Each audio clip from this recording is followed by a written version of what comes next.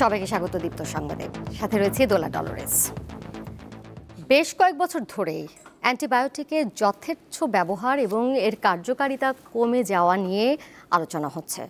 সম্প্রতি বিশ্ব স্বাস্থ্য সংস্থার একটি প্রতিবেদনে বলা হয়, বাংলাদেশে বহুল ব্যবহৃত কিছু অ্যান্টিবায়োটিক ওষুধ ৭৯ থেকে ৯৭% পর্যন্ত কার্যকারিতা হারাচ্ছে। এখনই প্রতিরোধমূলক ব্যবস্থা নেওয়ার পরামর্শ চিকিৎসকদের।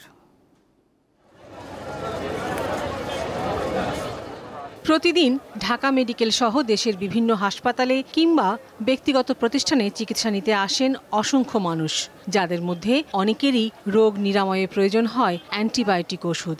কিন্তু দেশে ব্যবহৃত বেশ কিছু অ্যান্টিবায়োটিক এর মধ্যে রোগ প্রতিরোধের কার্যকারিতা হারাচ্ছে। সম্প্রতি এমনই একটি প্রতিবেদন প্রকাশ করেছে বিশ্ব স্বাস্থ্য সংস্থা।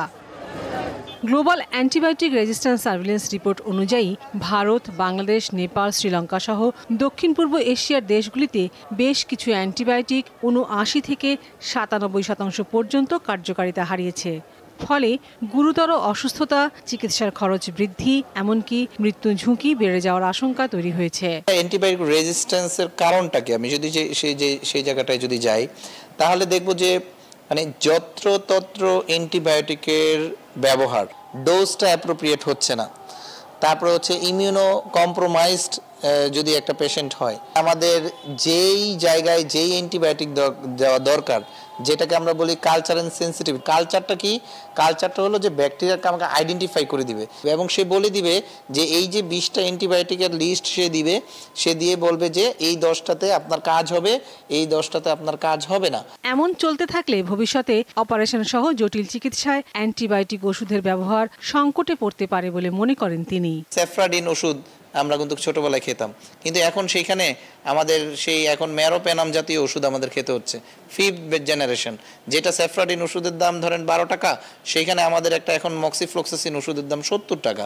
সেইখানে এখন আমাদের একটা নিওপেনাম যে ওষুধ বাজারে পাওয়া যায় ট্যাবলেট ফর্মে, সেটার দাম 120 টাকা। চিকিৎসকের পরামর্শ ছাড়া কোনোভাবেই এ ধরনের ওষুধ খাওয়া থেকে বিরত থাকা এবং পূর্ণ মাত্রায় ওষুধ সেবন করলে অনেকটাই সমস্যার সমাধান সম্ভব বলে মত বিশেষজ্ঞদের। লাবণী গুহ, দীপ্ত সংবাদ, ঢাকা। আন্দোলনরত বেসরকারি এমপিওভুক্ত শিক্ষকদের আন্দোলন কর্মসূচি 10ম দিনে পড়ল। বাড়ি ভাড়া ভাতা 20% বৃদ্ধি সহ বেশ কয়েকটি দাবিতে এই আন্দোলন করছেন তারা।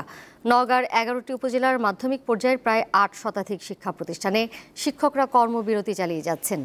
বিভিন্ন এমপিওভুক্ত স্কুল কলেজের শিক্ষার্থীরা বিদ্যালয়ে উপস্থিত হলেও শ্রেণীকক্ষে পাঠদান বন্ধ রয়েছে। একই চিত্র পটুয়াখালীর। জেলায় বেসরকারি এমপিওভুক্ত 625টি শিক্ষা প্রতিষ্ঠানে পাঠদান বন্ধ রয়েছে। লাগাতার কর্মবিরতি চলমান থাকায় ব্যাহত হচ্ছে শিক্ষার্থীদের লেখাপড়া। এতে দুশ্চিন্তায় পড়েছেন অভিভাবকরা।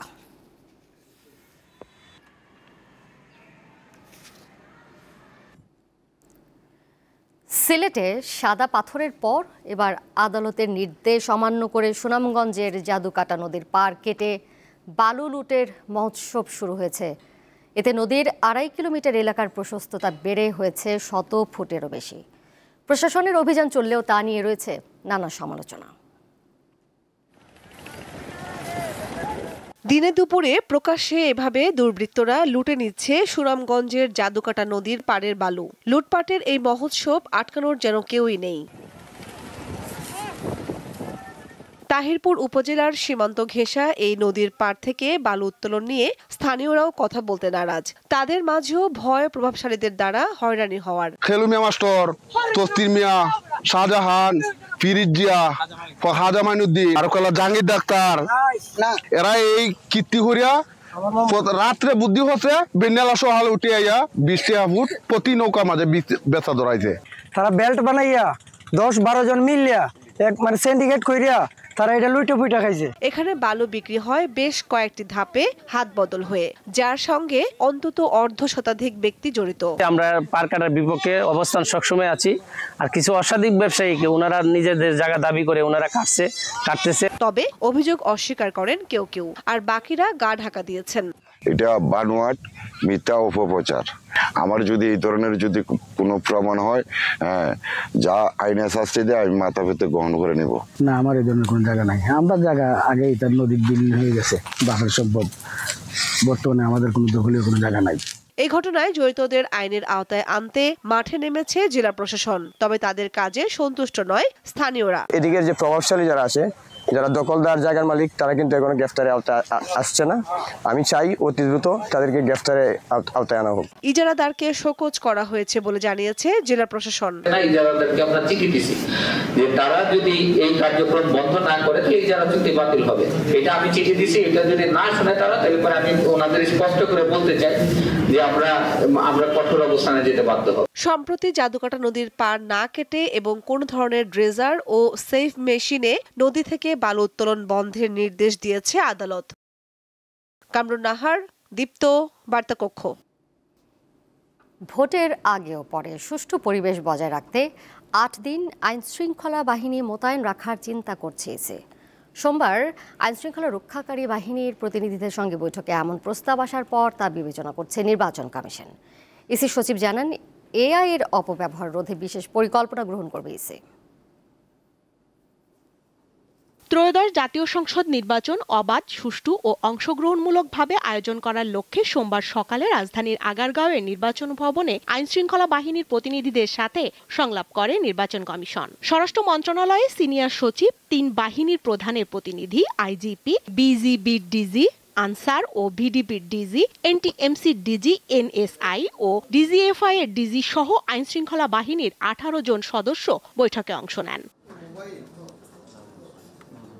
পরে ইসি সচিব সাংবাদিকদের জানান, বৈঠকে ভোটের আগে ও পরে অন্তত 8 দিন আইনশৃঙ্খলা বাহিনীর সদস্য রাখার প্রস্তাব এসেছে। নির্বাচনী প্রচারণায় ড্রোন ব্যবহার করা যাবে না, কিন্তু আমাদের আইনশৃঙ্খলা বাহিনী তার প্রয়োজনে ড্রোন ব্যবহার করবেন। প্রস্তাব এসছে এটা যেন 8 দিন করা হয়। নির্বাচনের আগে 3 দিন, নির্বাচনের দিন এবং নির্বাচন পরবর্তীতে 4 দিন। 1.5 লক্ষ পুলিশ কর্মী এই ইলেকশনে কাজ করবেন। আনসার ভিডিপির সংখ্যাটা আরেকটু বেশি, প্রায় ক্লোজ টু 5.5 থেকে 6 লক্ষ। তিনি জানান, নির্বাচনে সেনাবাহিনী বর্তমানে যেভাবে মোতায়েন রয়েছে সেভাবেই, অর্থাৎ ইন এইড টু সিভিল পাওয়ারেই থাকবে। তবে নিরাপত্তা পরিকল্পনার অনেক কিছুই বাজেটের উপর নির্ভর করবে। সেনাবাহিনী মাঠ পর্যায়ে তারা কাজ করছেন, ডিপ্লয়মেন্ট আছে ইন এইড টু সিভিল পাওয়ার। তাদের অবস্থানটা কি হবে সেটা আমরা বলেছি যে আমরা নীতিগতভাবে তারা যে অবস্থানে, যে যার অবস্থানে আছেন, এইটা যেটা আমরা এমফাসাইজ করেছি যে ইন্টেলিজেন্স শেয়ারিং, যে প্রত্যেকটা অর্গানাইজেশনে তাদের কিছু নিজস্ব ইন্টেলিজেন্স তারা কালেক্ট করে, কিন্তু ইন্টেলিজেন্স শেয়ারিংটা হবে। আরপিওর সাথে সাংঘর্ষিক যেন না হয় সেই জিনিসটা আমরা লক্ষ্য করব। কেউ এখনো পর্যন্ত বাজেটের কথা বলেননি কত টাকা, কিন্তু সবাই বলেছেন বাজেট একটা ফ্যাক্টর। অবশ্যই নির্বাচন করার মতন পরিবেশ আছে এবং সেটাই আরো সংহত করার জন্যই আজকের আলোচনা এবং এটা চলমান থাকবে। ইসি সচিব জানান, নির্বাচনে এআই এর অপব্যবহার রোধে কঠোর ব্যবস্থা গ্রহণ করা হবে। এছাড়া নিরাপত্তা নিশ্চিতে পুলিশ বডি অন ক্যামেরা ব্যবহার করবে। এআই এর অপব্যবহারের ক্ষেত্রে এনটিএমসি। স্বস্তিকা সিংহ, দীপ্ত সংবাদ, ঢাকা। গাজায় যুদ্ধবিরতি চুক্তি লঙ্ঘন করে হত্যাযজ্ঞ চালিয়ে যাচ্ছে ইসরায়েল। স্থানীয় সময় সোমবার পৃথক 2টি স্থানে ইসরায়েলি বাহিনীর গুলিতে অন্তত 4 জন ফিলিস্তিনি প্রাণ হারান। নিহতরা সবাই নিজেদের বাড়িতে ফেরার চেষ্টা করছিলেন। ইসরায়েলি সেনাবাহিনীর দাবি, নির্দিষ্ট হলুদ সীমারেখা অতিক্রম করায় কয়েকজনের উপর গুলি চালানো হয়। গত 4 অক্টোবর মার্কিন প্রেসিডেন্ট ডোনাল্ড ট্রাম্পের প্রকাশিত এক মানচিত্রে এই হলুদ সীমারেখাটি বা ইয়েলো লাইন নির্ধারণ করা হয়। যুদ্ধবিরতি চুক্তির অংশ হিসেবে ইসরায়েলি বাহিনী অন্যান্য এলাকা থেকে সরে এই রেখার পেছনে অবস্থান করছে। তবে গাজাবাসীরা জানান, তারা জানেন না এই ইয়েলো লাইন আসলে কোথায়। যুক্তরাষ্ট্রের মধ্যস্থতায় গত 10 অক্টোবর কার্যকর হওয়া যুদ্ধবিরতির পর থেকে বারবার তা লঙ্ঘন করছে ইসরায়েল। গাজা কর্তৃপক্ষের তথ্য অনুযায়ী এ পর্যন্ত অন্তত 97 জন ফিলিস্তিনি নিহত হয়েছেন।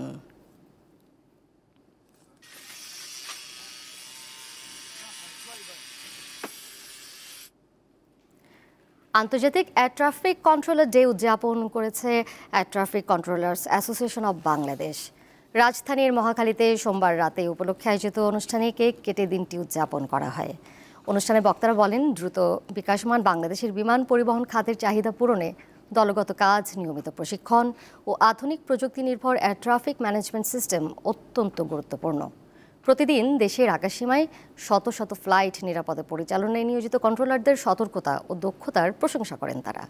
দেশ ও জনগণের স্বার্থে এই খাতের সাথে যুক্ত সকলকে সমষ্টিগতভাবে দায়িত্বশীলতার সাথে কাজ করার গুরুত্বের কথাও তুলে ধরেন বক্তারা।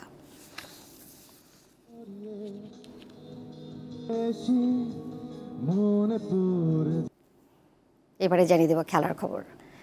3 ম্যাচ সিরিজের দ্বিতীয় ওয়ানডেতে আজ বাংলাদেশের মুখোমুখি হবে ওয়েস্ট ইন্ডিজ। স্বাগতিকদের জন্য সিরিজ নিশ্চিতের ম্যাচ হলেও অতিথিদের জন্য টিকে থাকার লড়াই। মিরপুর স্টেডিয়ামে ম্যাচ শুরু হবে দুপুর 1:30টায়। মিরপুরে হোম অফ ক্রিকেটে প্রথম ম্যাচ জিতে নিয়েছে বাংলাদেশ। তাতে ওয়েস্ট ইন্ডিজের বিপক্ষে সিরিজে এগিয়ে তারা। সিরিজ নিশ্চিতের লক্ষ্যে স্বাগতিকদের স্কোয়াডে দীর্ঘ 11 মাস পর অন্তর্ভুক্ত হয়েছেন স্পিনার নাসুম আহমেদ। ঘরের মাঠে নিজেদের ফিরে পেতে এটা হতে পারে টার্নিং পয়েন্ট।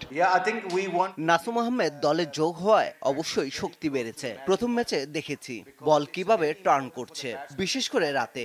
দ্বিতীয় ম্যাচে যদি রাতে বল করতে হয় তাহলে রিশাদের পাশাপাশি নাসুমও হবে ম্যাচ উইনার। প্রথম ম্যাচে রিশাদের স্পিনে নীল হয়েছে ক্যারিবিয়ানদের ব্যাটিং অর্ডার। আন্তর্জাতিক ক্রিকেটে এরকম একজন বোলার থাকা যে কোনো দলের জন্য বাড়তি শক্তি। রিশাদের স্পিন নিয়ে বেশি কিছু বলার নেই। যে কোনো দলের বিপক্ষে ও হবে তরুপের তাস, এটা আমি বললেও হবে না, তাকেও বিশ্বাস করতে হবে। সেই সাথে দলের প্রত্যেক সদস্যকে ব্যাটারদের আরো আত্মবিশ্বাসী খেলতে হবে, তাহলে প্রতিদ্বন্দ্বিতা হবে। উইকেট নিয়ে চিন্তায় ওয়েস্ট ইন্ডিজ। সিরিজে ফিরতে হলে তাদের দিতে হবে কঠিন পরীক্ষা। এখান থেকে সিরিজে ফেরা কঠিন, বিশেষ করে উইকেট বড় ফ্যাক্টর। এটা ফ্রেন্ডলি উইকেট, কিন্তু রাতে খেলা কঠিন। আমাদের সামর্থ্য আছে ভালো খেলে ফেরার। অধিনায়ক ড্যারেন স্যামি সফল হলেও কোচ হিসেবে এখনো সাফল্য পাননি তিনি। দলে ক্রিকেটাররা চান ঘুরে দাঁড়িয়ে সিরিজ জিতে স্যামিকে সম্মান জানাতে।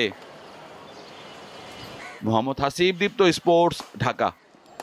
বাংলাদেশ ভলিবল ফেডারেশনের আয়োজনে 6টি দেশের অংশগ্রহণে আগামী 22 অক্টোবর মিরপুর শহীদ সোহরাওয়ার্দী ইনডোর স্টেডিয়ামে শুরু হবে কাভা কাপ ফর ম্যান আন্তর্জাতিক ভলিবল প্রতিযোগিতা।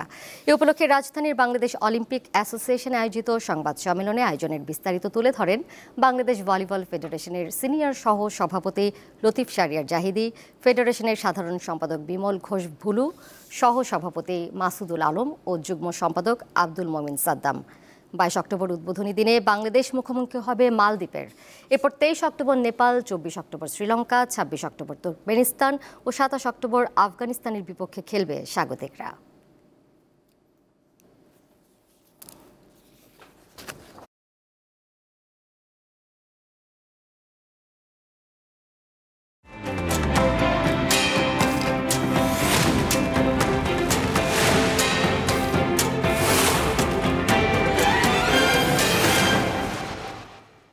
এবারে জানাবো এক নজরে দৈনিক পত্রিকার শিরোনাম।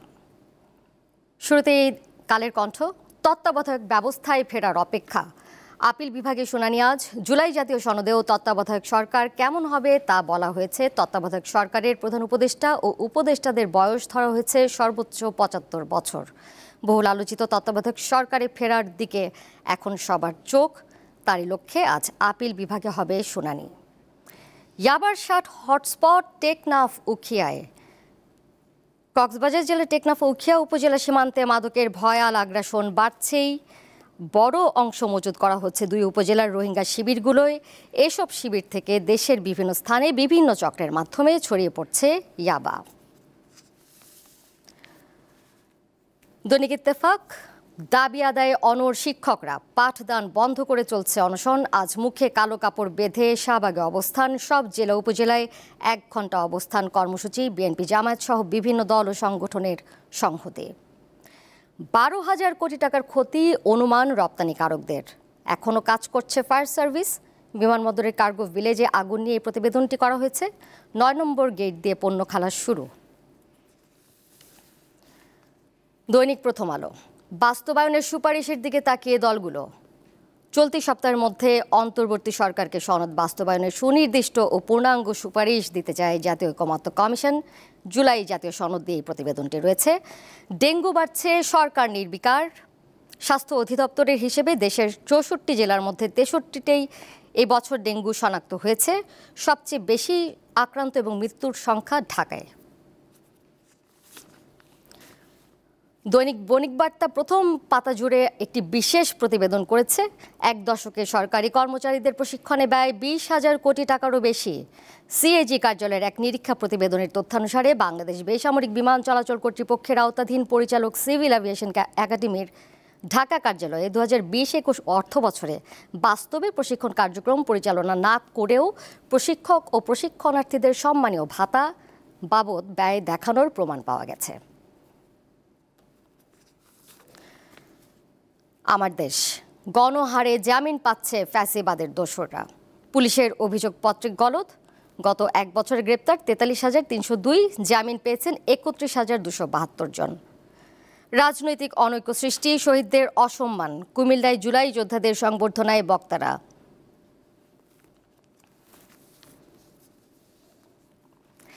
দেখে নিলাম এক নজরে দৈনিক পত্রিকার শিরোনামগুলো। আর এই ছিল এখনকার মতো। আমন্ত্রণ রইল পরের আয়োজনে। আরও তথ্য এবং বিনোদনের নানা খবরাখবর জানতে যুক্ত থাকুন দীপ্ত ডিজিটাল প্ল্যাটফর্মে। ধন্যবাদ সবাইকে এতক্ষণ সাথে থাকার জন্য।